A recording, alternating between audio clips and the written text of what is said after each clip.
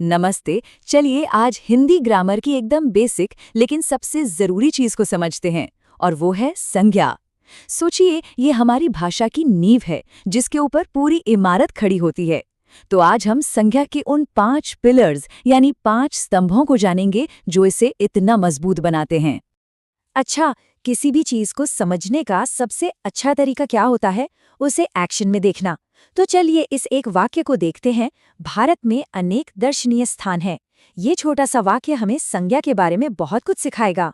तो जरा सोचिए इस वाक्य में ऐसे कौन से शब्द हैं जो किसी चीज का नाम बता रहे हैं। हो सकता है वो किसी जगह का नाम हो या किसी और चीज का। बस इसी सवाल से हमारी संज्ञा को खोजने की शुरुआत होती है। तो फिर संज्ञा है क्या? देखिए, इसकी परिभाषा बहुत सीधी है।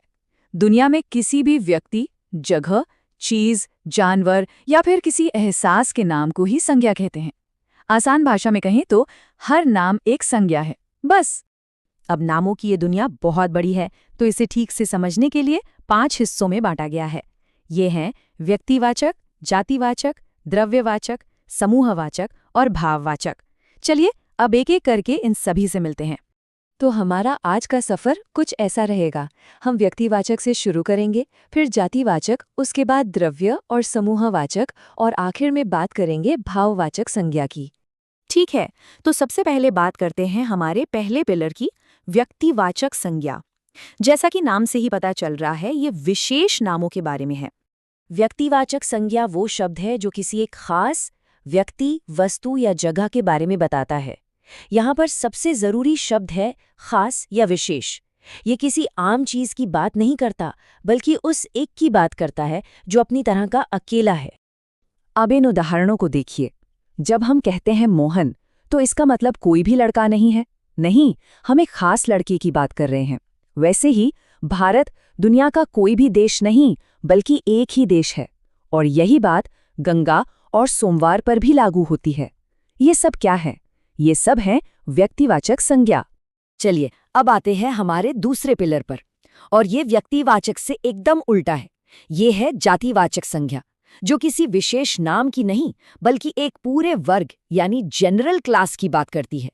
तो जिस शब्द से किसी एक व्यक्ति या चीज का नहीं, बल्कि उसकी पूरी जाति का पता चले, उसे जातिवाचक संज्ञा कहते हैं। मतलब ये शब्द उस जैसे सभी के लिए इस्तेमाल हो सकता है। जैसे यहाँ देखिए, जब हम लड़का कहते हैं तो हमारा मतलब दुनिया के किसी भी लड़के से हो सकता है, सिर्फ मोहन से नहीं। बाघ, कोई भी बाघ हो सकता है। पहाड़, कोई भी पहाड़ हो सकता है। ये शब्द एक पूरी कैटेगरी को दिखाते हैं। तो अब फर्क एकदम साफ हो गया होगा। मोहन एक व्यक्तिवाचक यानी स्पेसिफिक नाम है, जबकि लड़का एक जातिवाचक यानी जनरल नाम है।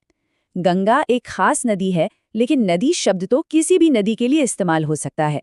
यही फर्क भारत और देश में भी है। आगे बढ़ते हैं और अब हमारे तीसरे और चौथे स्तंभ को एक साथ देखते हैं, द्रव्यवाचक और समूहवाचक संज्ञा। ये दोनों ही बड़े मजेदार हैं।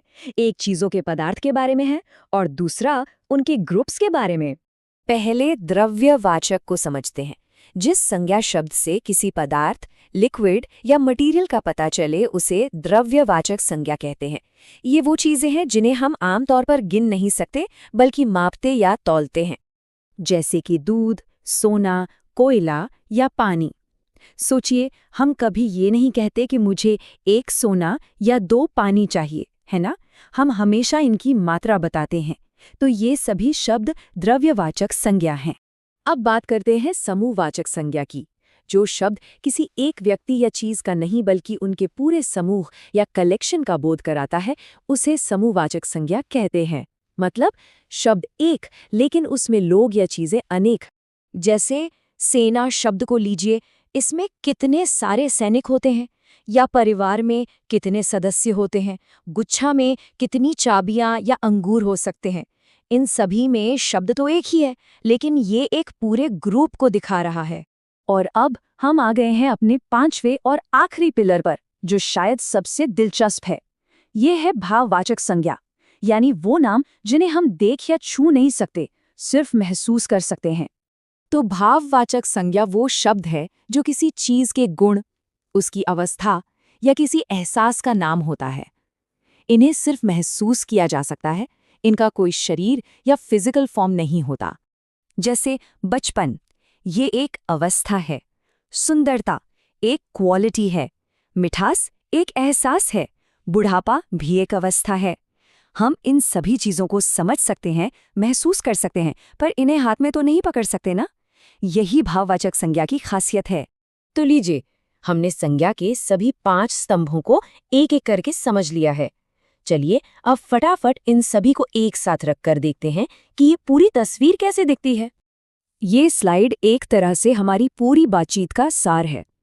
व्यक्तिवाचक यानी एक खास नाम जैसे मोहन, जातिवाचक यानी एक सामान्य वर्ग जैसे लड़का, द्रव्यवाचक यानी कोई पदार्थ जैसे सोना, समूहवाचक यानी एक ग्रुप जैसे सेना, और भाववाचक यानी कोई गुण या एहसास जैसे सुंदरता। तो अब असली सवाल, क्या अब हम अपने आसपास की दुनिया में इन 5 तरह की संज्ञाओं को पहचान सकते हैं? अगली बार जब भी कोई किताब पढ़ें या किसी से बात करें तो एक मज़ेदार काम ज़रूर करना, ये देखने की कोशिश करना कि उसमें कौन कौन सी संज्ञाएं छिपी हैं। यकीन मानिए, ग्रामर सीखने का इससे मज़ेदार तरीका और कोई नहीं हो सकता।